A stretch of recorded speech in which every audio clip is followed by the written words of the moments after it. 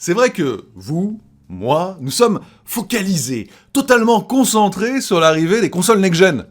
Les Xbox Series, la PS5, sauf qu'il y en avait une autre en 2020 qui devait arriver, alors elle est totalement différente, toute petite, jaune, avec une manivelle, oui, alors pour ceux qui l'ignoraient, voici la Playdate. Je vous en avais parlé dans une vidéo il y a quelques mois de cela maintenant, et cette toute petite console ultra originale qui fait la part belle à des jeux inédits qui fonctionnent par saison, etc., devait sortir elle aussi en 2020.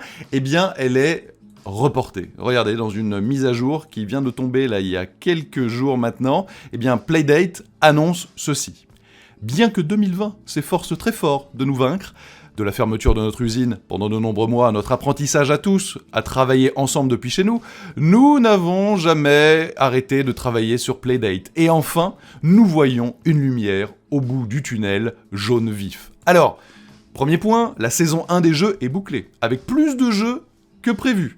Le hardware est bouclé lui aussi. L'OS est quasiment fini pour cette toute petite console et la production.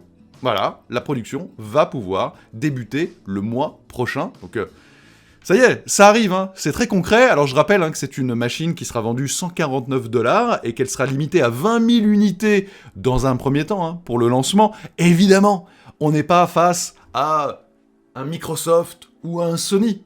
C'est de plus petite ampleur, mais à la fois, en termes de créativité, le simple fait d'avoir une manivelle, enfin, je veux dire, c'est totalement inédit, totalement barré. Et j'ai quand même hâte de voir comment cela va fonctionner. Il y a des grands noms du jeu vidéo qui ont accepté de réfléchir à des jeux sur cette plateforme, donc à suivre.